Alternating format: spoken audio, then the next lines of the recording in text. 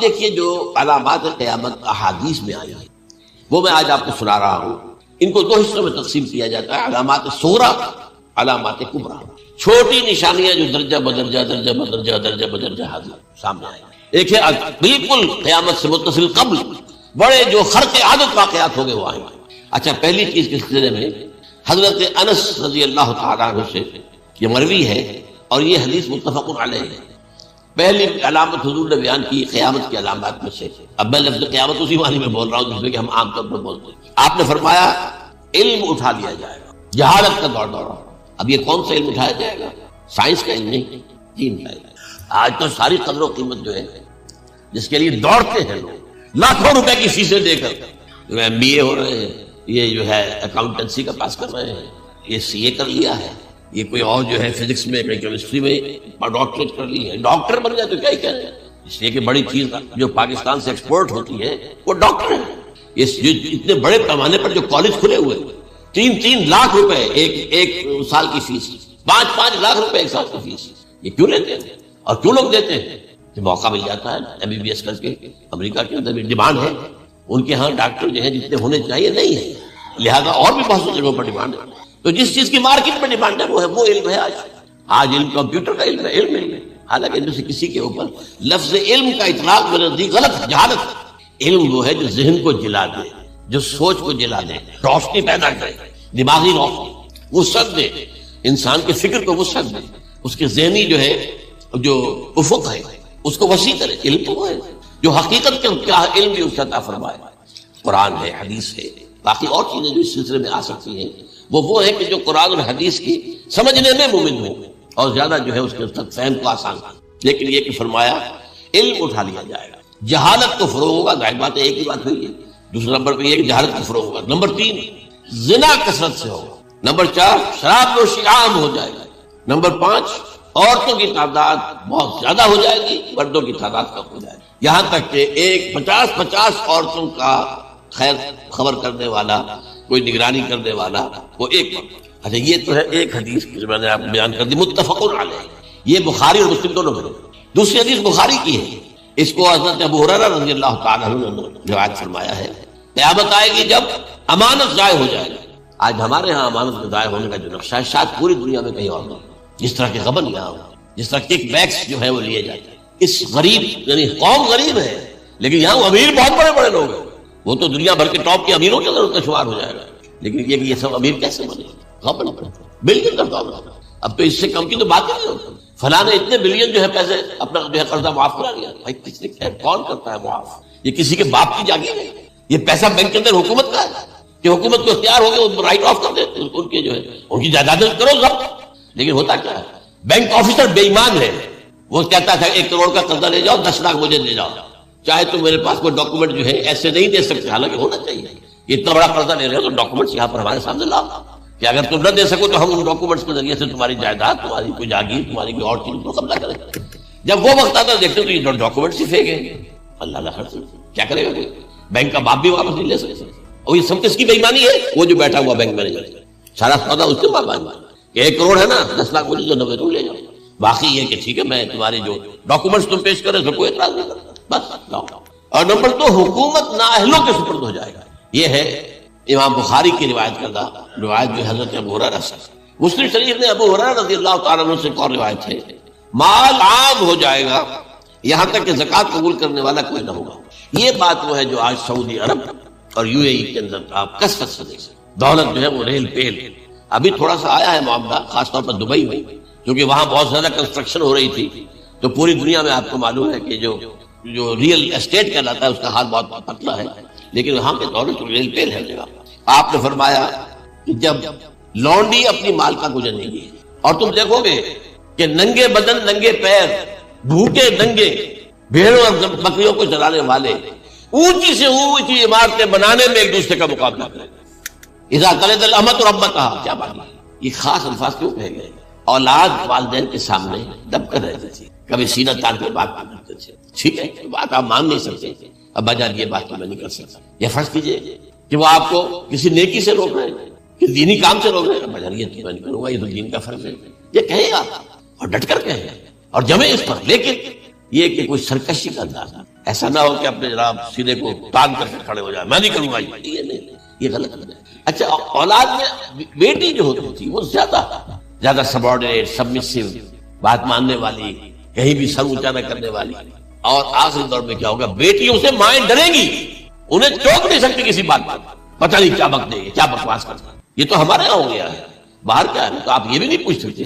آپ کی 13 برس کی لڑکی آئی ہے رات کو 1 بجے، نہیں پوچھ سکتے کہاں رہی، یہ رات کہاں گزاری، پوچھ نہیں سکتے۔ یہ پوچھنا بھی جرم ہے۔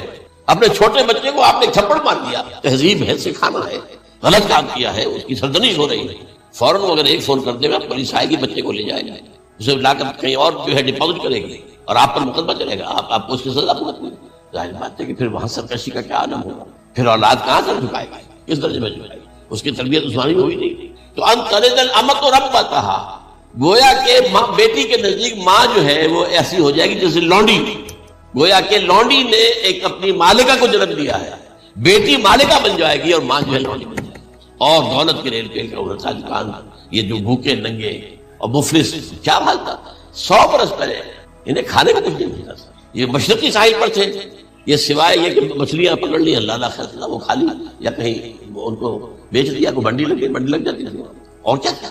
اور مغربی ساحل پہ کیا ہوتا تھا، ساری ان کی معیشت حج کے گرد گھومتی تھی، حاجی آئے ہیں، خریداریاں کر رہے ہیں، اور آپ کو معلوم پوری دنیا سے مال پہلے بھی پہنچتا تھا وہاں، آپ کو جو ہے ہر ملک کے ہر کونے کا پھل وہاں مل جائے گا آج۔ اور وہاں پر یہ ہے کہ سب سے بڑی بدوؤں کے لیے سب سے بڑی بات کیا تھی، قربانی کا گوشت، اسے وہ سکھاتے تھے، سخت چمڑے کر کے کھاتے تھے، یہ ان کا حل تھا۔ آج جا کر دیکھیے نئے شہر بن رہے ہیں، امریکنز کو کانٹریکٹ دیے جا رہے ہیں، بالکل ماڈرن شہر بنا دو، ایک ایبسولوٹلی ماڈرن شہر جو ہے وہ جو مشرقی ساحل کے اوپر جو پہلے سے آرام کو سٹی ہے، امریکن سٹی ہو، اس کے اندر کوئی سعودی بھی داخل نہیں ہو سکتا سوائے جس کے پاس اس سٹی کی طرف سے لائسنس نہ ہو، اور اس کی 4 دیواری کے اندر، 4 دیواری کیا فصیل کے اندر کہیں گئی، جو چاہو کرو، کوئی تم پر پابندی نہیں، ننگے نہاؤ، تالاب ہے نہا رہے، ننگی عورتیں ننگی مرد نہا رہے، کوئی پوچھنے والا۔ اب اسی قسم کا ایک سٹی آباد ہونا جا رہا ہے مغربی ساحل، جدہ اور ینگور کے درمیان، اور اس میں اصل میں جتنی بھی دولت ہے جو پیٹرول کی ہے وہ وہیں پر رکھ لی جاتی ہے امریکہ کے اندر، تاکہ امریکہ جو ہے ایسے ایسے پروجیکٹ بنا کر جب تمہیں دے گا تو اس میں سے پیسے لے گا، وہ نہیں ملتی ان کو واپس۔ بہرحال یہ تو میں نے ایک جگہ آپ سے ذکر بھی کیا تھا، دی کنفیشن آف این اکنامک ہٹ مین، وہ کنفیشن کی بات جو ہے اگر آپ میں سے کسی کو دلچسپی ہو تو اسے پڑھیں کہ کس طریقے سے 1973 کے آئل امبارگو کے بعد جو شاہ فیصل شہید کے زمانے میں ہوا تھا، پھر جس طریقے سے امریکہ نے ان تمام ممالک کو جکڑ لیا ہے، اس کا پورا جو پروسیس کیا تھا وہ سامنے آتا ہے۔ پر اس کے بعد آتا ہے علامات کبریٰ کا، بڑی علامتیں جو کہ بالکل خرق عادت کے انداز میں ہوئی، جن کا معاملہ جو ہے وہ آپ کے ناپ تول میں نہیں آ سکتا، آپ کی کیمسٹری فزکس ان کا جو ہے وہ نہیں کر سکتی، ادراک ہوگا یہ قیامت کی۔ ان میں نمبر 1 کیا ہے، ایک بہت بڑا دھواں ہے پوری دنیا کو لپیٹے گا۔ نمبر 2 دجال کا ظہور ہوگا، جو اپنی خدائی کا دعویٰ لے کر آئے گا اور بنوائے گا، اس کے ہاتھ میں ہو جائیں گے، قبضے میں ہو جائیں گے سارے ذرائع پیداوار، اس کی طرف پہلا قدم اٹھ چکا ہو، ٹرپس کے نام سے معاہدہ ہو چکا ہے، کوئی ملک اپنا بیج پیدا نہیں کر سکتا، یہ بیج ہم نے ڈیولپ کیے ہیں، ان کے ڈیولپمنٹ سے پہلے تم 1 ایکڑ سے کتنی گندم لیتے تھے، آج کتنی لے رہے ہیں، کس بنا پر؟ جینیٹکس کا جو کام ہم نے کیا ہے اس کی بنا پر ہوا، ہاں تو ہمارا حق ہے، اس کی رائلٹی ہمارے پاس آنی چاہیے، لہذا صرف ان اداروں سے، ملٹی نیشنل سے خریدا جائے گا بیج، اور بیج بھی وہ دیں گے وہ کہ جس سے جو فصل اگے گی وہ بیج نہیں لا سکتے، وہ بیج پہ کام نہیں کر سکتے۔ جیسے آپ کو معلوم ہے کہ آپ کے یہاں جو گوشت کھایا جاتا ہے مرغے کا، تو مرغا وہ جو ہے اس میں مرغا ہو یا مرغی ہو، اس کے اندر کوئی وہ کیفیت ہی نہیں ہے، ان کے انڈے جو ہے ان سے آپ بچے حاصل نہیں کر سکتے، ہے تو انڈا، دیکھنے کو تو انڈا ہے، لیکن وہ بنڈا جو ہے اس سے بچہ تو نہیں حاصل کر سکتے۔ ایسے ہی وہ گندم کا بیج دیں گے، رہے گی گندم، لیکن اس کے اندر وہ صلاحیت نہیں ہے کہ اس سے جو فصل ہوئے گی اس کا نتیجہ جو ہے وہ بھی آپ لے سکتے، یہ ہونا ہے، اللہ جانے، قدم اٹھ رہے ہیں ادھر۔ پھر یہ ہے کہ دابۃ الارض، زمین سے ایک حیوان نمودار ہوگا، زمین شق ہوگی۔ ابھی میں کہہ رہا ہوں خرق عادت ہے، یہ چیزیں وہ نہیں ہیں جو ہماری کسی حساب کتاب میں جو باتیں پہلے آئی ہیں وہ تو حساب کتاب میں آ رہی ہیں، ساری سمجھ میں آ رہی ہیں، ساری چیزیں مشاہدہ ان کا ہو رہا ہے، لیکن یہ ہے کہ دابۃ الارض، یہ کہتے ہیں کہ کوہ صفا، اس میں تو نہیں ہے حدیث میں، کوہ صفا پھٹے گا اور اس میں سے ایک حیوان دابہ وہ ظاہر ہوگا، تو اسی لیے فرمایا ہے وَإِذَا وَقَعَ الْقَوْلُ عَلَيْهِمْ أَخْرَجْنَا لَهُمْ دَابَّةً مِّنَ الْأَرْضِ تُكَلِّمُهُمْ، تو ہم اندر سے پیٹ کے چیر کر زمین کے پیٹ کو ایک حیوان کو برآمد کریں گے جو انسانوں سے بات کرے گا، گفتگو کرے گا۔ نمبر 4 طلوع الشمس من المغرب، یہ بھی خرق عادت، سورج تو طلوع ہوتا ہے مشرق سے، غروب ہوتا ہے مغرب میں، لیکن اس وقت معاملہ الٹا ہوتا ہے، یعنی جو کائنات کے اندر جو گڑبڑ ہوگی کچھ سمجھ میں بات آتی ہے کہ یہ معاملہ جو ہے یہ تو اس پورے سولر سسٹم کو اگر بدل دیتے ہیں تو مشرق مغرب ہو جانا، مغرب مشرق ہو جانا، سمجھ میں آنے والی بات ہے۔ اس کے بعد ہے عیسیٰ ابن مریم کا نزول، جس کے بارے میں آج میں نے گفتگو کی ہے تفصیل سے۔ یہ نزول ہونا ہے، یہ علامات قیامت میں سے حضور نے بیان فرمایا ہے، اور قرآن مجید کی جو اصطلاحات ہے اس کے حوالے سے میں نص قطعی جو ہے وہ میں آپ کے سامنے رکھ چکا ہوں۔ پھر یاجوج ماجوج کا ایک معاملہ ہے، یہ میں ابھی اس وقت زیادہ اس پر بات نہیں کر سکتا۔ حضرت عیسیٰ علیہ السلام کے نزول کے بعد 2 کام ہوں گے، یہودیوں کا قلع قما ختم، تمام یہودی، ایک کام تو یہ ہوگا، اور نمبر 2 عیسائیت کا ختم ہو جانا، عیسائیت کی نفی کر دے گا، بھائی میں تم مجھے خدا کا بیٹا بنائے بیٹھے ہو، میں تم خدا کا بیٹا نہیں ہوں، میں تو اس کا بندہ ہوں، رسول ہوں، میں نے تم سے کب کہا تھا کہ مجھے خدا کا بیٹا بناؤ۔ نمبر 2 یہ کہ وہ خنزیر کو قتل کر دیں گے، یعنی یہ تم نے خنزیر کب سے کھانا شروع کر دیا، میں تو تم کو نہیں کہا، اجازت دے کر گیا، یہ تو شریعت موسوی میں حرام تھا اور میں کہہ کر گیا تھا کہ یہی شریعت تم پر لاگو رہے گی، ہاؤ کم تم نے کیسے کی؟ آج بھی بہت سے رومن کیتھولکس جو ہے وہ سور نہیں کھاتے، وہ اس میں ہے ان کے اندر کچھ نہ کچھ بات جو ہے جو حضرت عیسیٰ کی تعلیمات کا کچھ اثر ان کے ہاں ہے۔ اس کے بعد یہ ہے کہ یاجوج ماجوج، جیسے میں بتا رہا تھا آپ کو کہ جب عیسائیت بھی ختم ہو گئی، یہود ویسے ختم ہو گئے، استیصال ہو گیا، جڑ کٹ گئی، اب عیسائیت گویا کہ اسلام میں ضم ہو گئی، عیسائیت مذہب ختم، یہودی خود ختم، اب یہ طاقت کتنی ہو جائے گی؟ تقریباً 2/3 نہیں آ رہی، تمام لوگ اب عیسائی 2 ارب کے قریب ہیں، 1 ارب 90 کروڑ ہو گئے، مسلمان بھی 1 کروڑ 50-60 لاکھ، دونوں کو جوڑ لیجیے کتنے ہو گئے؟ 6 ارب کل آبادی ہے۔ لیکن اس کے بعد آتا ہے یاجوج ماجوج کا خروج۔ یہ یاجوج ماجوج میرے نزدیک چائنا اور رشیا، ان کی مجموعی طاقت اتنی ہوگی، اور یہ اس طرح آئیں گے ہر اونچائی پر سے اترتے ہوئے، پھسلتے ہوئے، جیسے 1962 میں جب وار ہوئی تھی بٹوین چائنا اینڈ انڈیا 1962 میں، تو وہ اس وقت شب جو آج بھی اخبارات میں پڑھتا تھا تو یاد، waves after waves of Chinese soldiers were coming down the slopes of Himalayas۔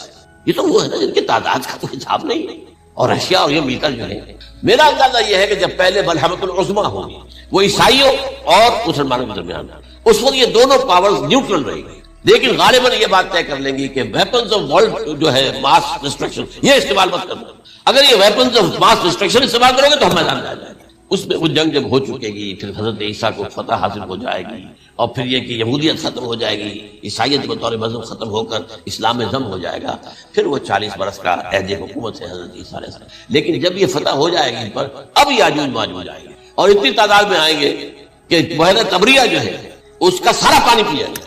یہ تو اگر آپ کو کبھی اندازہ ہو یا کوئی آپ جانے ان لوگوں کو جو ان چینیوں سے واقف ہیں، وہ کہتے ہیں زمین پر ہلتی ہوئی کوئی چیزوں سے وہ چھوڑی چھوڑ کھا جائے، جہاں وہ جاتے ہیں ایز اے لیبرر، وہاں کے جو سارے کتے ہیں ختم، ساری بلیاں ختم، ہر شے وہ جو سانپ کھاتے ہیں ہر شے ختم، اور یہ تمام ایسٹرن کنٹریز میں ہوتا ہے، بڑی ڈیلیشس ڈشز ہیں یہ سانپ وغیرہ وغیرہ، اور یہ جس طرح کھا جائے پانی ایک قطرہ نہیں رہے گا اس پر۔ تو پھر جو ہے اللہ تعالیٰ اس وقت جو ہے اس میں ایک ایسی بیماری پیدا کرے گا، یہ سب بن جائے، یہ معجزے سے ہوگا، یعنی ان کے اوپر فتح جو ہے وہ عام لڑائی کے ذریعے سے نہیں ہوگی، بلکہ اس کے اوپر فتح جو ہوگی وہ اللہ تعالیٰ سے ہوگی، ایک بیماری پیدا ہوگی سب بڑھ جائے گا، اور اس کے بعد اللہ تعالیٰ ایسے پرندے بھیجے گا بڑی لمبی لمبی گردنوں والے، وہ ان سب کو کھا جائیں گے، جیسے ہمارے گدھ ہوتے ہیں وہ ان کو صاف کر دیں گے، ورنہ تو یہ ہے کہ پوری دنیا کے اندر جو بدبو اور جو پیدا ہوتا معاملہ اس سے تو اس نوع انسانی کی بقا ممکن ہے۔ ان کے خاتمے کے بعد پھر یہ ہوگا کہ حکومت اسلامی جو ہے پوری دنیا میں حضرت مسیح علیہ السلام کی 45 برس وہ رہیں گے، اسی میں وہ کہالت بھی آ جائے گا، وہ فی المہد و کہالت جو میں نے شروع میں بیان کیا تھا، اسی میں پھر یہ ہے کہ وہ شادی بھی کریں گے، ان کی اولاد بھی ہوگی، اور پھر انتقال ہوگا تو حضرت حضور صلی اللہ علیہ وسلم کے حجرے میں وہیں پر جہاں حضور اور ابو بکر اور عمر رضی اللہ تعالیٰ عنہ دفن ہے وہیں پر دفن کیا جائے، اور قیامت کے دن حضور فرماتے ہیں کہ میں اور یہ تینوں ساتھ ہیں۔ تو یہ ہے حالات و واقعات۔ بہرحال اس میں یہ ہے کہ یہ نوٹ کر لیجئے کہ جہاں تک ہمارے ہاں آج کل کا معاملہ ہے، میرے نزدیک میں یہ کہنے پر مجبور ہوں، جو رفع و نزول مسیح کو نہیں مانتا وہ کم سے کم منکر حدیث ضرور، میں اس سے کم کا فتویٰ نہیں دے سکتا۔ اب یہ ہے کہ جو لوگ مہدی کو نہیں مانتے ان کا معاملہ میں مختلف سمجھتا ہوں، چند منٹ لے رہا ہوں آپ کو، اس لیے کہ ان کی حدیثیں صحیح ہے میں نہیں ہے، بخاری مسلم میں نہیں ہے، اور یہ کہ بہرحال ان کا معاملہ جو ہے وہ ایسا نہیں ہے حضرت عیسیٰ کا، حضرت عیسیٰ کے آنے کا جو کچھ ہوگا وہ تو میں نے آپ کے سامنے بیان کر دیا، لیکن یہ ہے کہ حضرت مہدی ہمارے نزدیک اس میں خرق عادت کوئی ہے ہی نہیں، جیسے ہر صدی کے مجدد ہوتے ہیں آخری صدی کے مجدد وہ ہوں گے، اور میرے نزدیک یہی آخری صدی ہے اور اسی میں حضرت مہدی کا ظہور ہو جاتا ہے۔ سعودی عرب میں کوئی خانہ جنگی ہوگی کسی بادشاہ کے انتقال کی، اور پھر اس وقت یہ ظاہر ہوں گے، اس وقت ملک کے حالات کو سنبھالنے کے لیے لوگ ان کو زبردستی نکالیں گے، چھپے ہوئے ہوں گے ایک گھر میں۔ یہ حضرت ام سلمہ رضی اللہ تعالی عنہ کی روایت ہے کہ ایک بادشاہ کے انتقال پر یہ خانہ جنگی ہو جائے گا، اور ایک شخص مدینے سے بھاگ کر مکے میں چھپ جائے گا۔ یہ تو ہے ان کے الفاظ، میں توجیہ کر رہا ہوں۔ لوگ ان کی طرف دیکھ رہے ہوں گے کہ یہ جو وقت آیا ہے فتنے کا ہماری قوم پر، ہمارے ملک پر، تو ان کی شخصیت ایسی ہے کہ یہ بیچ میں آئیں، صلح صفائی کرائیں، اور وہ جو ہے اس ذمہ داری سے بچ کر بھاگیں گے اور جا کر مکے میں چھپ جائیں گے۔ پھر لوگ انہیں تلاش کر کے نکالیں گے اور زبردستی ان کے ہاتھ میں بیٹھ کریں گے، ورنہ وہ اتنے بڑے منصب کو۔ اور پھر یہ بھی ہے، ایک حدیث میں آتا ہے یصلحوا فی لیلۃ واحدہ، ایک رات میں ان کی مکمل اصلاح کر دیں گے۔ یعنی اگر کوئی تھوڑا بہت نقص اور عیب ہوا بھی، کوئی کمی کوتاہی ہوئی بھی، تو اللہ تعالیٰ ایک رات میں اصلاح کروا دے۔ لیکن ہمارے نزدیک اس کے تو خرق عادت ہے ہی نہیں۔ البتہ جو کہتے ہیں اہل تشیع، وہ خرق عادت ہے کہ ان کے 12ویں امام جو ہے وہ بچپن ہی کے اندر اس خوف سے کہ جو بنو عباس بادشاہ ہیں وہ ان کو قتل کر دیں گے، تو وہ ایک غار میں چھپا دیے گئے۔ اب وہ 1200 برس سے اس غار کے اندر چھپے ہوئے، اور اس کے بعد وہ ظاہر ہوں گے، وہ امام مہدی ہوں گے۔ اس میں خرق عادت ہے، لیکن میں یہ کہتا ہوں کہ محض خرق عادت کی بنیاد پر ہم اس کی نفی نہیں کریں گے۔ کیوں؟ کیا ہم یہ نہیں مانتے کہ اصحاب کہف 300 برس تک سوئے رہے؟ یہ کیا عام بات ہے؟ حضرت عزیر علیہ السلام اللہ نے انہیں موت دی، موت، اور 100 برس کے بعد زندہ کر کے اٹھا لیا۔ تو خرق عادت حضرت عیسیٰ کو ہم اتنا بڑا خرق عادت مانتے ہیں کہ اٹھا کر آسمان پر، تیسرے آسمان کے اوپر ہے، موجود ہے، اب بھی ہے۔ شب معراج میں تیسرے آسمان پر حضور کی ملاقات سے ہوئی، تو یہ خرق عادت کی بنیاد پر نفی ہم کہتے ہو سکتا ہے، لیکن یہ کہ اس کے لیے ہمارے پاس کوئی دلیل نہیں، کوئی احادیث نہیں، کچھ نہیں، اس لیے ہم اس کو نہیں مانتے۔ البتہ خود وجود جو ہے حضرت مہدی کا، وہ کوئی عجیب بات نہیں ہے، وہ تو جیسے پہلے بھی آئے ہیں ہمارے مجددین، ایسے مجدد ہوں گے اور دین کو تازہ کر دیں گے۔ ایک صحیح اسلامی ریاست جو ہے وہ عرب میں قائم ہو جائے گی دوبارہ۔ حضور نے فرمایا وہ عدل اور انصاف سے عرب کو اسی طرح بھر دے گا جیسے کہ وہ اس سے پہلے ظلم اور جور اور زیادتیوں کے اس سے بھری ہوئی ہوگی۔ تو یہ کام ہوگا، یہ تو مجدد کا کام ہوتا ہی ہے اس حوالے سے۔ لیکن بہرحال میں نے پھر بھی کہا کہ اگر احادیث کی کمزوری کی وجہ سے یہ صحیح عین میں نہیں ہے، اگر کوئی شخص انکار کرے تو مجھے کوئی اعتراض نہیں، ٹھیک ہے۔ لیکن جو حضرت عیسیٰ کے نفع سماوی اور حضرت عیسیٰ کے نزول کا انکار کرتا ہے، وہ کم سے کم، میں انہیں اور آگے کوئی فتویٰ نہیں دیتا کہ وہ کافر ہو گئے یا یہ ہو گیا یا وہ ہو گئے، لیکن منکر حدیث کے لائن میں تو وہ لازماً کھڑے ہو گئے، کیونکہ اتنی واضح اور پکی حدیثیں ہیں حضرت مسیح کے نزول کی، اور علامات قیامت میں جس طرح کا ذکر آتا ہے کہ اس سے انکار جو ہے وہ جب تک آپ پوری حدیث کے ذخیرے کا انکار نہ کریں اس وقت تک ممکن نہیں۔ کہ حالانکہ قائد اعظم کا کتنا بڑا احسان تھا کہ چودھری ظفر اللہ خان کو انہوں نے فارن منسٹر بنایا پاکستان کا، لیکن جب ان کا انتقال ہوا ہے قائد اعظم کا تو اس کی جنازے کی نماز میں شریک نہیں ہوا، اس موجود رہا۔ جو دوسرے ممالک کے سفراء آئے ہوئے تھے، ظاہر بات ہے وہ مسلمان تو نہیں تھے، کوئی عیسائی تھے یا کوئی اور تھے، ہندو تھے، بدھ تھے، جو بھی تھے۔ اب چونکہ قائد اعظم کا انتقال تھا، ایک مملکت کے صدر کا، تو وہ لوگ سبھی موجود تھے، لیکن ظاہر ہے کہ وہ نماز میں شریک نہیں ہوئے، وہ مسلمان تو نہیں تھے، ان کے ساتھ کھڑا رہا اس نے یہ بات۔ اور جب اس سے پوچھا گیا کہ تم شریک کیوں نہیں ہو، تو اس نے کہا دیکھو بھائی، مجھے یا تو مسلمان سلطنت کا کافر وزیر سمجھ لو یا کافر سلطنت کا مسلمان وزیر سمجھ لو۔ میرے نزدیک یہ کافر سلطنت ہے، میں اس کا مسلمان وزیر ہوں کیونکہ میں قادیانی ہوں۔ اب تمہارے نزدیک یہ اسلامی مملکت ہے تو میں کافر ہوں، پھر میں اس کی نماز پڑھوں۔ باہر ان چیزوں کی وجہ سے جو دھوکہ دینے والا معاملہ ہو گیا، مطلب اور لوگ ہو یہاں پہ ہمیں ان سے تعارض نہیں ہے، عیسائی بھی ہیں، اپنی تبلیغ کرتے ہیں، کوئی خلاف ان کا رد عمل نہیں ہوتا، الا یہ کہ کہیں یہ واقعہ پیش آ جائے یا کوئی یعنی خامخواہ کو شوشہ کوئی شرارتی لوگ اٹھا دیں کہ انہوں نے قرآن کی یہ جو ہے بے حرمتی کی تھی، تو پھر تحقیق سے معلوم ہو سکتا ہے کہ واقعہ کی تھی کہ نہیں کی۔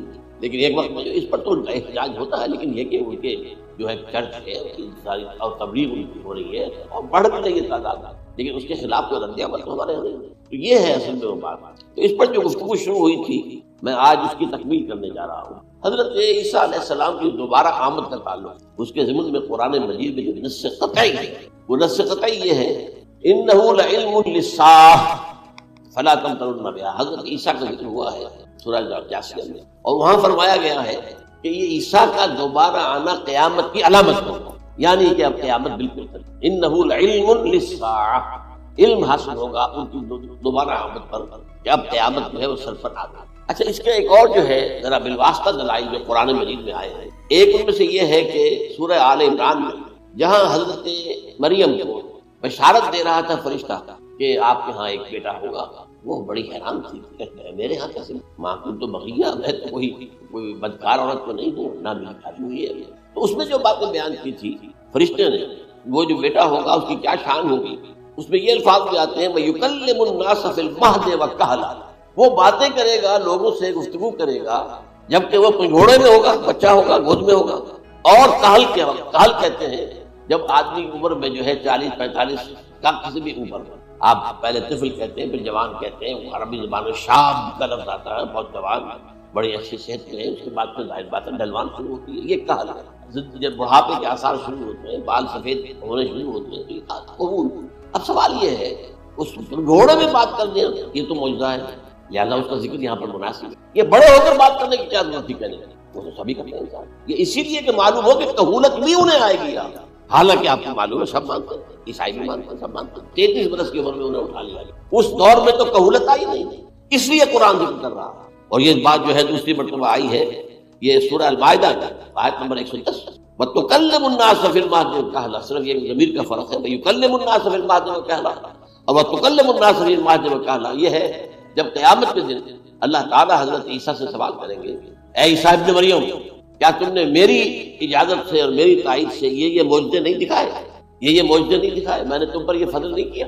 اور یہ گویا کہ بالواسطہ عیسیٰ کے ماننے والوں سے خطاب ہے کہ اللہ تعالیٰ کے کتنے بڑے بڑے احسان ہیں، اور اسی میں تم بات کرتے تھے لوگوں سے گھوڑے کے اندر بھی، اور کہولت کی عمر میں، تو یہ کہولت کی عمر کب آئی؟ حضرت عیسیٰ علیہ السلام، تو اس کے بغیر تو ممکن ہی نہیں ہے کہ وہ دوبارہ دنیا میں آئے، پھر ان کے اوپر وہ عمر آئے اور اس وقت کے اندر بھی وہ بات کریں گے۔ تو یہ میرے نزدیک قرآن مجید کے اندر دلائل ہیں اس چیز کے کہ حضرت عیسیٰ علیہ السلام کی دوبارہ جو ہے آمد ہوگی۔ اب اس ضمن میں میں چاہتا ہوں کہ آج خاص طور پر جو الساعہ کی اور جو علامتیں قرآن میں آئی ہیں، یہ ضمنی مضمون ہو جائے گا، لیکن بہرحال یہ بھی ایک معلوماتی مضمون ہے کہ ایک تو یہ قیامت کی بڑی نشانیوں میں سے حضرت عیسیٰ کا دوبارہ آنا، اور کیا کیا جو ہے باتیں بیان ہوئی ہیں وہ ذرا غور سے سنیں۔ پہلی بات میں نے ہلکا سا حوالہ دیا تھا، ہم تو ایک لفظ قیامت بولتے ہیں، وہ قیامت جو ہے اتنا ہمارے نزدیک جامع لفظ ہے کہ جس میں وہ بھی جو زلزلۃ الصاع آئے گا وہ بھی ہے، پھر جو نفخ روح نفخ ساق ہوگا وہ بھی ہے، لیکن قرآن مجید سے معلوم ہوتا ہے کہ یہ الساعہ ہے، وہ گھڑی جس دن کے یہاں قیامت برپا ہوگی، زلزلہ آئے گا، شدید ترین حالات آئیں گے، فوری طور پر تمام انسان بن نہیں جائے گا، جو ہے اس کا نقشہ جو کھینچا گیا ہے، یا ایھا الناس اتقوا ربکم ان زلزلۃ الساعۃ شیء عظیم یوم ترونها تذهل كل مرضعة عما ارضعت وتضع كل ذات حمل حملها وترى الناس سکارى وما هم بسکارى ولكن عذاب اللہ شدید۔ اے لوگوں ڈرو، اللہ کا تقوی اختیار کرو، اس لیے کہ قیامت کا زلزلہ بہت سخت ہے، بہت بھاری ہے۔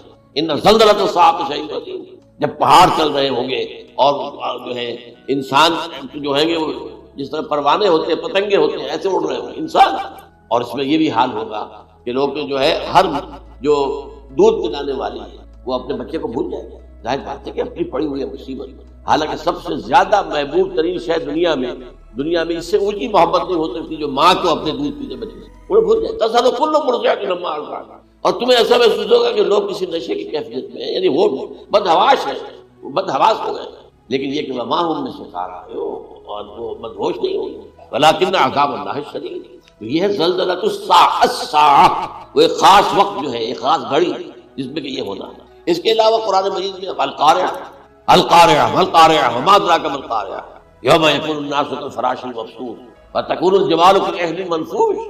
اب یہ کیا ہے؟ نقشہ قیامت، یہ وہی ہے الساعہ، القارعہ الساعہ۔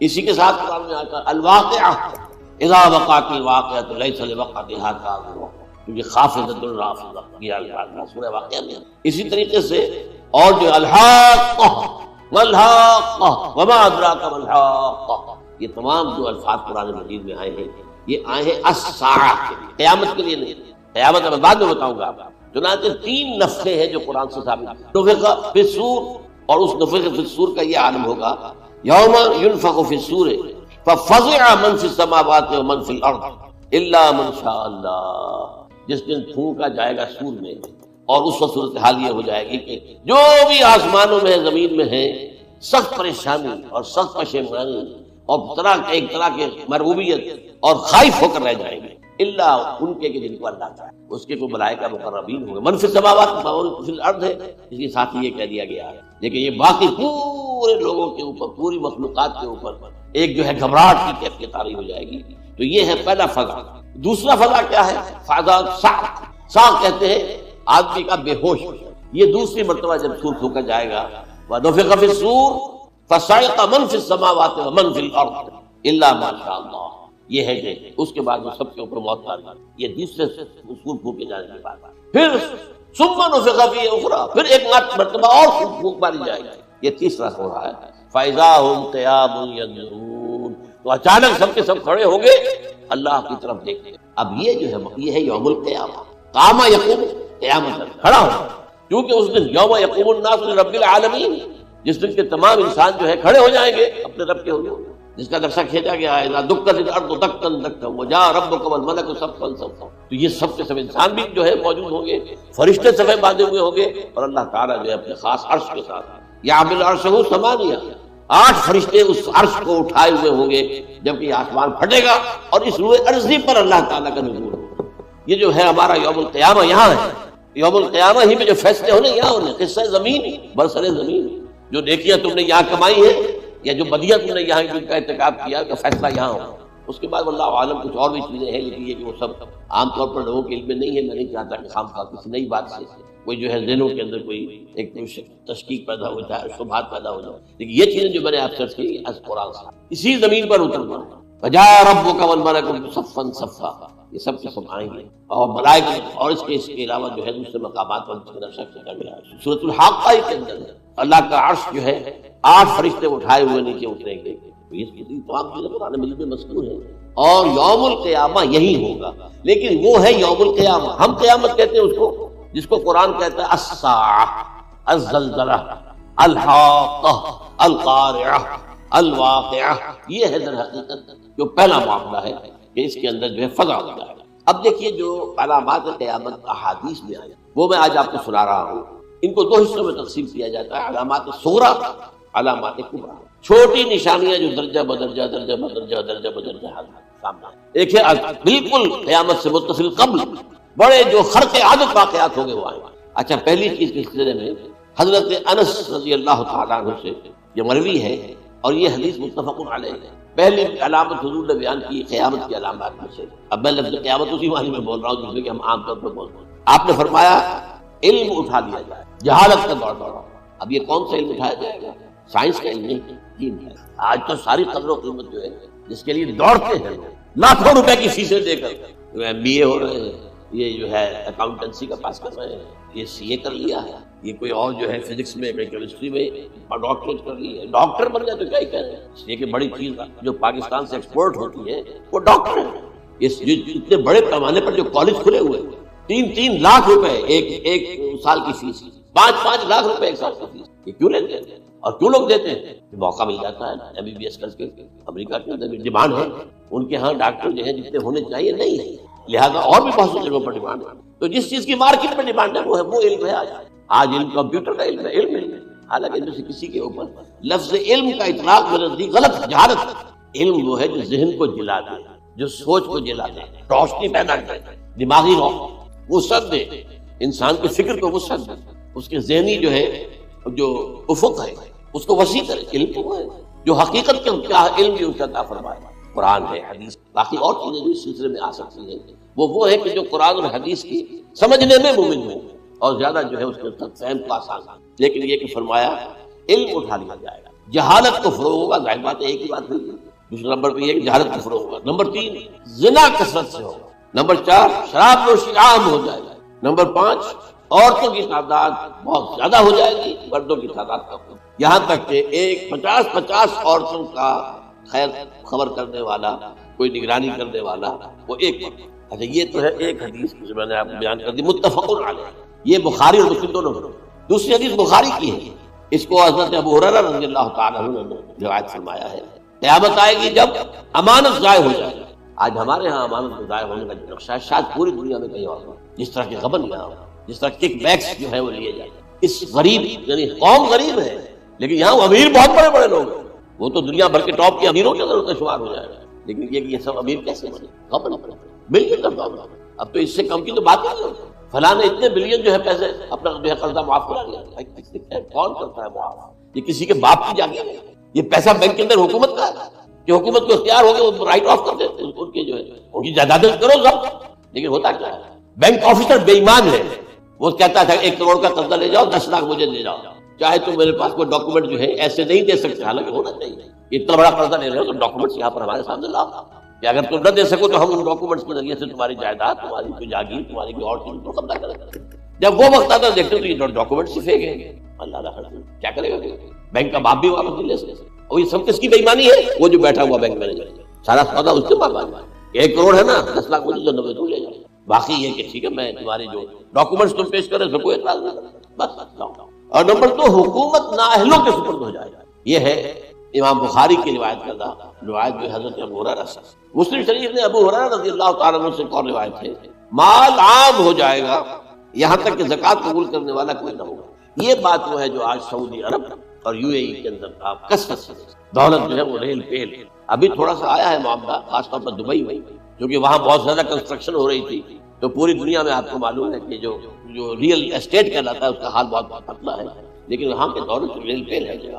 اور سب سے اہم متفق علیہ روایت، متفق علیہ کیا؟ وہ تو حضرت عمر سے بھی مروی ہے، ابن عمر سے بھی مروی ہے، ابن عباس سے بھی مروی ہے، ابو ہریرہ سے بھی مروی ہے، عبداللہ ابن مسعود سے بھی مروی ہے رضی اللہ تعالیٰ عنہ اجمعین۔ اور یہ وہ حدیث ہے جسے کہا جاتا ہے حدیث جبرائیل، جسے ام السنہ بھی کہا گیا۔ اس میں جو آخری سوال کیا حضرت جبرائیل نے حضور سے، چوتھا، پہلا یہ تھا کہ اسلام کیا ہے مجھے بتائیے، ایمان کیا ہے، اس کی حقیقت کیا ہے یہ مجھے بتائیے، تیسرا احسان کیا ہے یہ بتائیے، چوتھا یہ قیامت کے بارے میں بتائیے کب ہوگی۔ حضور نے فرمایا کہ اس کے بارے میں جس سے سوال کیا جا رہا ہے وہ اس سے زیادہ نہیں جانتا جو کہ سوال کر رہا ہے۔ تو اس کے کئی مفہوم ہو سکتے ہیں کہ بہرحال یا تو حضرت، کیونکہ بعد میں معلوم ہوا کہ حضور نے پہچانا نہیں کہ جبرائیل، بلکہ جب سوال جواب ہو کر وہ چلا گیا شخص تو اچانک حضور کے ذرا ردو ہو ہی نہیں، ذرا بلانا اس کو دوبارہ لانا۔ اب جو دیکھا کہ وجود ہی نہیں، آسمان نے اس کو اچک لیا، زمین نے نگل لیا، کیا ہوا ہے؟ پھر آپ کو یہ جبرائیل جو تمہیں تمہارا دین سکھانے آئے تھے جبکہ تم سوال نہیں، یہ بڑے بیسک ہے، اس لیے دنیا کے ہمارا نظام اسلام پر ہے، ایمان پر نہیں، اس لیے ایمان کو ویریفائی کر ہی نہیں سکتے، کیسے پتا ہوگا اس میں ایمان ہے یا نہیں ہے؟ کوئی آلہ نہیں ہے، کوئی الیکٹروکارڈیوگرام ابھی تک ایسا نہیں ہے، کوئی جو ہے اور جو طریقے چل رہے ہیں وہ تو ان کے ذریعے سے یہ معلوم کرتا ہے ایمان ہے کہ نہیں۔ لہٰذا یہاں کا سارا نظام اسلام، شہادت اللہ الہ الا اللہ وان محمد رسول اللہ، پھر ایک نظام بنا لیا، اقام الصلاۃ و ایتاء الزکوٰۃ و صوم رمضان وحج۔ اس میں بھی یہ ہے کہ اگر کوئی نماز کو نہیں مانتا تو کافر ہوگا، لیکن نماز پڑھتا نہیں ہے تو کافر نہیں، فاسق ہے، فاجر ہے، گناہ گار ہے، کمزور مسلمان ہے۔ اس طرح زکوٰۃ کا منکر ہو جائے گا تو وہ کافر ہوگا، لیکن زکوٰۃ دے نہیں رہا ہے یہ وہ ایسی گناہ گاری ہے، کمزوری ہے۔ اس حوالے سے نوٹ کر دیجیے کہ یہاں کا دنیا کا سارا اسلامی نظام اور سارا کانسٹیٹیوشنل اور لیگل سسٹم جو ہے اسلام کا وہ اقرار باللسان ہے، ایمان ہے وہ کہ جس کی بنیاد پر وہاں فیصلے ہوں گے۔ یہاں کوئی شخص مسلمانوں کا بڑا لیڈر ہے، بڑا علامہ ہے، بڑی اس کی قدر و منزلت ہے، اس کے ہاتھ چومے جا رہے ہیں، پاؤں چومے جا رہے ہیں، ہو سکتا ہے وہاں کہا جائے دفع ہو جاؤ، تمہارے دل میں ایمان نہیں تھی، تم نے یہ سب کچھ کیا تھا اس لیے کہا جائے کہ بڑے عالم ہو، اور یہ کہا جائے فقط قیل، اب یہاں کچھ نہیں تمہارے پاس۔ پھر فرشتوں کو حکم ہوگا کہ اس کو گھسیٹتے ہوئے جہنم میں ڈالنا۔ 3 باتیں بیان کیا، یہی حشر اس کا ہوگا مالدار کا، اللہ پوچھے گا میں نے تمہیں بہت مال دیا، تم نے کیا کیا؟ وہ کچھ گنوانا شروع کرے گا، اللہ فرمائے گا جھوٹ بول رہا، ادب کا، تم نے یہ خیرات و صدقات اس لیے کیے تھے کہ تمہاری سخاوت کے ڈنکے بچا، تعریفیں کی جائے، وہ کی جائے، دنیا میں ڈنکا بچ گیا، یہاں کیا نہیں، وہ نیت دل میں کچھ اور تھی۔ میں لیس البر تولوا وجوہکم، ہمارا قرآن مجید کا سبق، ہمارا منتخب نصاب کا نمبر 2 بڑی تفصیل سے بیان کیا۔ یہی معاملہ ہوگا اس عالم کا، اللہ فرمائے گا میں نے تمہیں علم دیا، تم نے، وہ کہے گا میں نے علم پھیلایا، لوگوں میں ہدایت کی، جھوٹ بول رہے ہو، تم نے تو صرف اس لیے کیا تھا، تمہاری نیت کیا تھی کہ بڑا عالم شخص ہے، بڑا فاضل شخص، تو یہ سب کہا جاتا ہے۔ تو وہاں کا معاملہ جو ہے وہ اسلام پر نہیں ہے کہ آپ دکھائیں گے دیکھیے میرا آئیڈینٹی کارڈ پہ اسلام میرا مذہب لکھا ہوا ہے، یہی میرا پاسپورٹ ہے، آئیڈینٹیفیکیشن کے لیے دنیا میں عام طور پر یہ چیزیں ہوتی ہیں، کوئی تعلق۔ آخرت کا معاملہ کسی اور شے ہے، وہ تو ایمان دل میں ہے، اور تمہارے تمام جو حرکات ہیں، اعمال ہیں، ان سب کے اندر جب تک کہ اصل جو قوت متحرکہ ہے وہ اللہ کی محبت نہ بن جائے، اخلاص للہ، بحب اللہ للہ، اور یہ کہ یہ تمام چیزیں جیسا کہ فرمایا ایک حدیث بڑی پیاری ہے ایمان کی تکمیل کے علامت ہے، فرمایا من احب للہ وابغض للہ ومنع للہ واعطى للہ فقد استكمل الایمان۔ جس شخص نے محبت جس سے بھی کی اللہ کے لیے کی، اپنے مفادات کے لیے نہیں، رشتہ داری کی بنیاد پر محبت کرو، رشتہ دار کا حق ہے دو، بیوی کے حقوق ہیں دو، لیکن محبت یہ اللہ کے لیے ہو کہ فلاں شخص سے مجھے محبت اللہ کا، اور اگر نفرت رکھی تو اللہ کو اس لیے رکھی کہ وہ اللہ کے دین سے دور ہے، وہ اللہ کے راستے پر نہیں آ رہا ہے، وہ فسق و فجور کی جو ہے زندگی کو آ رہا ہے۔ اس میں بھی یہ ہے کہ یہ نہیں ہے تعلق قطع کرنا، تعلق قطع کرو گے تو تبلیغ اور اصلاح کا موقع کہاں رہے گا، لیکن دلی محبت نہیں ہوگی اس تو اگر محبت ہے تو اللہ کے لیے، اور نفرت ہے تو اللہ کا، اور کسی کو کچھ دیا ہے تو اس لیے کہ اللہ کا حکم ہے کہ دوں، اور کسی سے کچھ روکا ہے تو اس لیے کہ اللہ کا حکم ہے کہ روکو، اس کو نہیں دینا۔ فقد استکمل الایمان، تو اس شخص نے ایمان کی تکمیل، یہ ہے اصل جو ڈیسائیڈنگ فیکٹر ہے وہ یہ ہے۔ اور اس ایمان کی پہلی علامت کیا ہے؟ کیسے معلوم ہے میرے اندر ایمان ہے؟ پہلی علامت سب سے کم تر درجے کا ایمان، اس میں فرمایا گیا اذا اساءت کا سیئۃ وحسنت کا حسنۃ فانت مؤمن، اگر کوئی اچھا کام کر کے خوشی ہو اور کوئی برا کام ہو جائے تو ملامت ہو، یہ کیا کیا بیٹھا ہے، یہ میں نے کیا کیا ہے، یہ مجھے نہیں کرنا چاہیے، یہ اگر احساس ہے نیکی اور بدی تو تمہارے اندر ایمان ہے، یہ ایمان ہے ادنا، اور وہ ایمان محب للہ وابغض للہ واعطى للہ ومنع للہ فقد استکمل الایمان۔ اچھا، یہ جو متفق علیہ حدیث ہے جو حضرت جبرائیل کی ہے، اس میں پھر انہوں نے کہا کہ اچھا اگر آپ مجھے یہ کب ہوگی قیامت نہیں بتا سکتے، اس کی کچھ علامتیں بتائیں۔ یہ بڑی عظیم تر، کیونکہ یہ تو تمام احادیث کے اندر میں نے عرض کیا نا کہ سب سے زیادہ صحابہ سے منقول ہے، اور آپ نے فرمایا جب لونڈی اپنی مالکہ کو جنگی، اور تم دیکھو گے کہ ننگے بدن ننگے پیر بھوکے ننگے بھیڑوں اور بکریوں کو چلانے والے اونچی سے اونچی عمارتیں بنانے میں ایک دوسرے کا مقابلہ کریں۔ اذا طلعت الامۃ ربتها، کیا بات ہے، یہ خاص الفاظ کیوں کہے گئے؟ اولاد والدین کے سامنے دب کر رہے گئے، کبھی سینہ تان کے بات، ٹھیک ہے بات آپ مان نہیں سکتے، ابا جان یہ بات نہیں، یہ فرض کیجئے کہ وہ آپ کو کسی نیکی سے روک رہے ہیں، دینی کام سے روک رہے ہیں، ابا جان یہ تو دین کا فرق، یہ کہیں آپ اور ڈٹ کر کہیں اور جمیں اس پر، لیکن یہ کہ کوئی سرکشی کرتا ہے، ایسا نہ ہو کہ اپنے جناب سینے کو تان کر کے کھڑے ہو جائے، میں نہیں کروں گا، یہ غلط ہے۔ اچھا، اولاد میں بیٹی جو ہوتی تھی وہ زیادہ سبارڈینیٹ، سبمسیو، بات ماننے والی، کہیں بھی سر اونچا نہ کرنے والی، اور آخری دور میں کیا ہوگا، بیٹیوں سے مائیں ڈریں گی، انہیں چوک نہیں سکتی کسی بات پر، پتہ نہیں کیا بک دے گی، کیا بکواس کرتے ہیں۔ یہ تو ہمارے یہاں ہو گیا ہے، باہر کیا ہے تو آپ یہ بھی نہیں پوچھ سکتے، آپ کی 13 برس کی لڑکی آئی ہے رات کو 1 بجے، نہیں پوچھ سکتے کہاں رہی، یہ رات کہاں گزاری، پوچھ نہیں سکتے، یہ پوچھنا بھی جرم ہے۔ اپنے چھوٹے بچے کو آپ نے تھپڑ مار دیا، تہذیب ہے، سکھانا ہے، غلط کام کیا ہے، اس کی سرزنش ہو رہی ہے، فوراً اگر ایک فون کرتے ہوئے پولیس آئے گی، بچے کو لے جائے گا، اسے لا کر کہیں اور جو ہے ڈپازٹ کرے گی، اور آپ پر مقدمہ چلے گا، آپ کو اس کی سزا بھگتنی، ظاہر بات ہے کہ پھر وہاں سرکشی کا کیا عالم ہے، پھر اولاد کہاں سے جھکائے گا، کس درجے میں اس کی تربیت عثمانی ہوئی نہیں تھی۔ تو ان تلد الامۃ ربتہا، گویا کہ ماں، بیٹی کے نزدیک ماں جو ہے وہ ایسی ہو جائے گی جیسے لونڈی، گویا کہ لونڈی نے ایک اپنی مالکہ کو جنم دیا ہے، بیٹی مالکہ بن جائے گی اور ماں جو ہے لونڈی، اور دولت کے لیے یہ جو بھوکے ننگے اور مفلس، کیا حال تھا 100 برس پہلے، انہیں کھانے کا کچھ نہیں تھا، یہ مشرقی ساحل پر تھے، یہ سوائے یہ کہ مچھلیاں پکڑ لی، اللہ اللہ خیر وہ کھا لی، یا کہیں ان کو بیچ دیا، کو منڈی لگ جاتی ہے، اور کیا تھا۔ اور مغربی ساحل پہ کیا ہوتا تھا، ساری ان کی معیشت حج کے گرد گھومتی تھی، حاجی آئے ہیں خریداریاں کر رہے ہیں، اب آپ کو معلوم ہے پوری دنیا سے مال پہلے بھی پہنچتا تھا، آپ کو جو ہے ہر ملک کے ہر کونے کا پھل وہاں مل جائے گا، اور وہاں پر یہ ہے کہ سب سے بڑی بدوؤں کے لیے سب سے بڑی بات کیا تھی، قربانی کا گوشت، اسے وہ سکھاتے تھے، سخت چمڑے کر کے کھاتے تھے، یہ ان کا حال تھا۔ آج جا کر دیکھ نئے شہر بن رہے ہیں، امریکنز کو کانٹریکٹ دیے جا رہے ہیں، بالکل ماڈرن شہر بنا دو، ایک ایبسلیوٹلی ماڈرن شہر جو ہے وہ جو مشرقی ساحل کے اوپر جو پہلے سے آرام کو سٹی ہے امریکنز کی ہو، اس کے اندر کوئی سعودی بھی داخل نہیں ہو سکتا سوائے جس کے پاس کچھ سٹی کی طرف سے لائسنس ہے، اور اس کی 4 دیواری کے اندر، 4 دیواری کیا فصیل کے اندر کہیں جو چاہو کرو، کوئی تم پر پابند نہیں، ننگے نہاؤ، تالاب ہے نہا رہے، ننگے عورتیں ننگے مرد نہا رہے، کوئی پوچھنے والا۔ اب اسی قسم کا ایک سٹی آباد ہونا جا رہا ہے مغربی ساحل، جدہ اور یمگور کے درمیان، اور اس میں اصل میں جتنی بھی دولت ہے جو پیٹرول کی ہے وہ وہیں پر رکھ لی جاتی ہے امریکہ کے اندر، تاکہ امریکہ جو ہے ایسے ایسے پروجیکٹ بنا کر جب تمہیں دے گا تو اس میں سے پیسے لے گا، وہ نہیں ملتی ان کو۔ بہرحال یہ تو میں نے ایک جگہ آپ سے ذکر بھی کیا تھا، دی کنفیشن آف این اکنامک ہٹ مین، وہ کنفیشن کی بات جو ہے اگر آپ میں سے کسی کو دلچسپی ہو تو اسے پڑھو کہ کس طریقے سے 1973 کے آئل امبارگو کے بعد جو شاہ فیصل شہید کے زمانے میں ہوا تھا، پھر جس طریقے سے امریکہ نے ان تمام ممالک کو جکڑ لیا ہے، اس کا پورا جو پروسیس کیا تھا وہ سامنے آتا ہے۔ پر اس کے بعد آتا ہے علامات کبریٰ کا، بڑی علامت ہے جو کہ بالکل خرق عادت کے اندر ہے، ان کا معاملہ جو ہے وہ آپ کے ناپ تول میں نہیں آ سکتا، آپ کی کیمسٹری فزکس ان کا جو ہے وہ نہیں کر سکتے، ادراک ہوگا یہ قیامت میں۔ ان میں نمبر 1 کیا ہے، بہت بڑا دھواں ہے پوری دنیا کو لگتا ہے۔ نمبر 2 دجال کا ظہور ہوگا جو اپنی خدائی کا دعویٰ لے کر آئے گا اور بنوائے گا، اس کے ہاتھ میں ہو جائیں گے، قبضے میں ہو جائیں گے سارے ذرائع پیداوار، اس کی طرف بھی پہلا قدم اٹھ چکا ہوگا، ٹرپس کے نام سے معاہدہ ہو چکا ہے، کوئی ملک اپنا بیج پیدا نہیں کر سکتا، یہ بیج ہم نے ڈیولپ کیے ہیں۔ ان کے ڈیولپمنٹ سے پہلے تم ایک ایکڑ سے کتنی گندم لیتے تھے، آج کتنی لے رہے ہیں؟ اس بنا پر جینیٹکس کا جو کام ہم نے کیا ہے اس کی بنا پر ہوا، ہاں تو ہمارا حق ہے، اس کی رائلٹی ہمارے پاس آنی چاہیے۔ لہذا صرف ان اداروں سے، ملٹی نیشنل سے خریدا جائے گا بیج، اور بیج بھی وہ دیں گے وہ کہ جس سے جو فصل اگے گی وہ بیج نہیں لا سکتے، وہ بیج کا کام نہیں کر سکتے۔ جیسے آپ کو معلوم ہے کہ آپ کا جو گوشت کھایا جاتا ہے مرغے کا، تو مرغا وہ جو ہے اس میں مرغا ہو یا مرغی ہو، اس کے اندر کوئی وہ کیفیت ہی نہیں ہے۔ ان کے انڈے جو ہے ان سے آپ بچے حاصل نہیں کر سکتے، ہے تو انڈا، دیکھنے کو تو انڈا، لیکن وہ منڈا جو ہے اس سے بچہ تو نہیں حاصل کر سکتا۔ ایسے ہی وہ گندم کا بیج دیں گے، نظر آئے گی گندم، لیکن اس کے اندر وہ صلاحیت نہیں ہے کہ اس سے جو فصل ہوگی گی اس کا نتیجہ جو ہے وہ بھی آپ نے یہ ہونا ہے، اللہ جانے قدم اٹھ رہے ہوتے ہیں۔ پھر یہ ہے کہ دابۃ الارض، زمین سے ایک حیوان نمودار ہوگا، زمین شخص ہوگی۔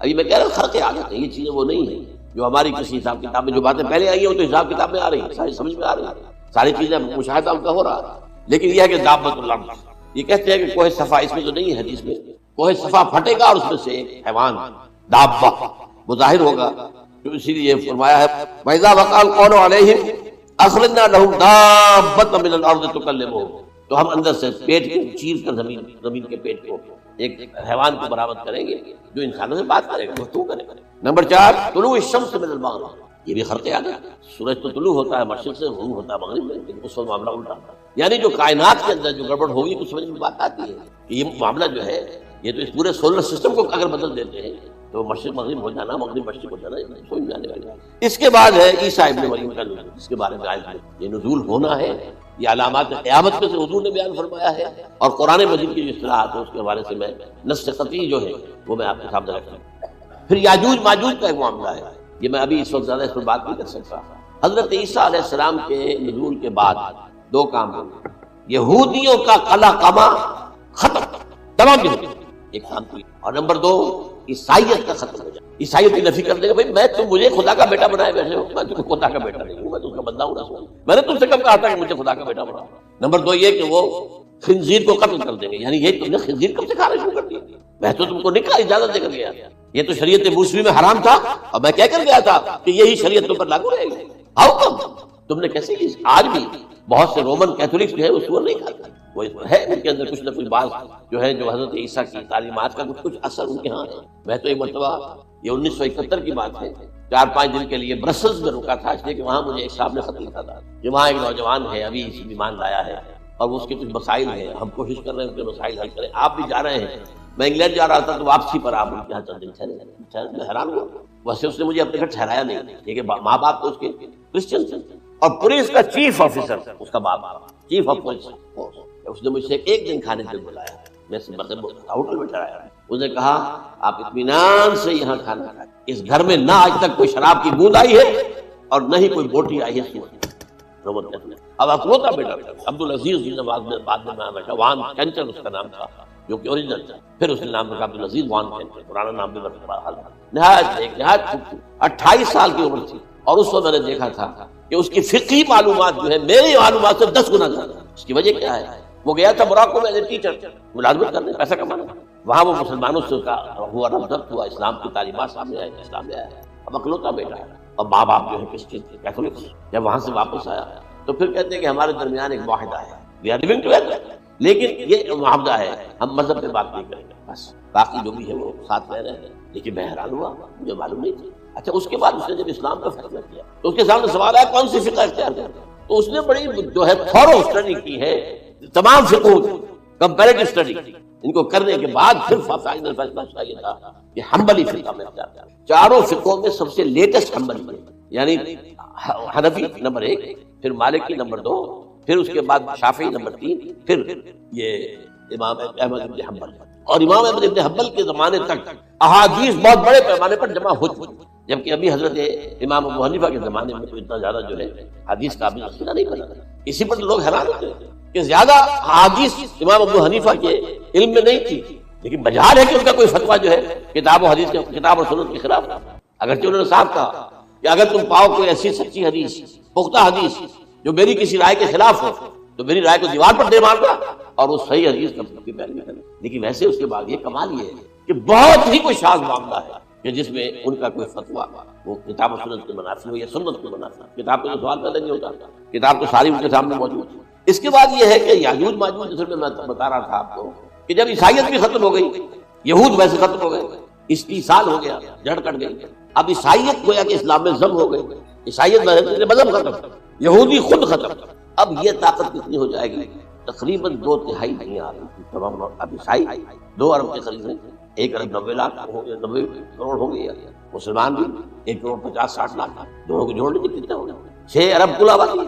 لیکن اس کے بعد آتا ہے یاجوج ماجوج کا خروج. یہ یاجوج ماجوج میرے نزدیک چائنا اور رشیا، ان کی مجموعی طاقت اتنی ہوگی اور یہ اس طرح آئیں گے ہر اونچائی پر سے اترتے ہوئے، پھسلتے ہوئے. جیسے 1962 میں جب وار ہوئی تھی بٹوین چائنا اینڈ انڈیا 1962، تو وہ اس وقت شب جو آج بھی اخبارات میں پڑھتا تھا تو یاد، waves after waves of Chinese soldiers were coming down the slopes of Himalayas. یہ تو وہ ہے نا جن کی تعداد کا کوئی حساب نہیں ہے. اور رشیا اور یہ مل کر جو ہے، میرا اندازہ یہ ہے کہ جب پہلے ملحمۃ العظمیٰ ہو وہ عیسائیوں اور مسلمانوں کے درمیان، اس وقت یہ دونوں پاورز نیوٹرل رہی گئی. لیکن غالباً یہ بات طے کر لیں گی کہ ویپنز آف ورلڈ جو ہے ماس ڈسٹرکشن، یہ استعمال مت کرنا. اگر یہ ویپنز آف ماس ڈسٹرکشن استعمال کرو گے تو ہم میدان میں آ جائیں. اس میں وہ جنگ جب ہو چکے گی، پھر حضرت عیسیٰ کو فتح حاصل ہو جائے گی، اور پھر یہ کہ یہودیت ختم ہو جائے گی، عیسائیت کے طور مذہب ختم ہو کر اسلام میں ضم ہو جائے گا، پھر وہ 40 برس کا عہد حکومت ہے. لیکن جب یہ فتح ہو جائے گی پر اب یاجوج ماجوج آئے اور اتنی تعداد میں آئیں گے کہ بحیرہ طبریہ جو ہے اس کا سارا پانی پیا جائے. یہ تو اگر آپ کو کبھی اندازہ ہو یا کوئی آپ جانے ان لوگوں کو جو ان چینیوں سے واقف ہیں، وہ کہتے ہیں زمین پر ہلتی ہوئی کوئی چیزوں سے وہ تھوڑی تھوڑی کھا جائے. جہاں وہ جاتے ہیں ایز اے لیبرر، وہاں کے جو سارے کتے ہیں ختم، ساری بلیاں ختم، ہر شے وہ جو سانپ کھاتے ہیں ہر چیز. اور یہ تمام ایسٹرن کنٹریز میں ہوتا ہے، بڑی ڈیلیشیس چیزیں ہیں سانپ وغیرہ وغیرہ. اور یہ جیسا کھا جائے پانی جائے ایک قطرہ نہیں رہے گا ہوتا. تو پھر جو ہے اللہ تعالیٰ اس وقت ہے اس میں ایک ایسی بیماری پیدا کرے گا، یہ سب بنتا ہے یہ معجزہ سے ہوگا. یعنی ان کے اوپر فتح جو ہے وہ عام لڑائی کے ذریعے سے نہیں ہوگی، بلکہ اس کے اوپر فتح جو ہوگی وہ اللہ تعالیٰ سے ہوگی. ایک بیماری پیدا ہوگی سب بن جائے.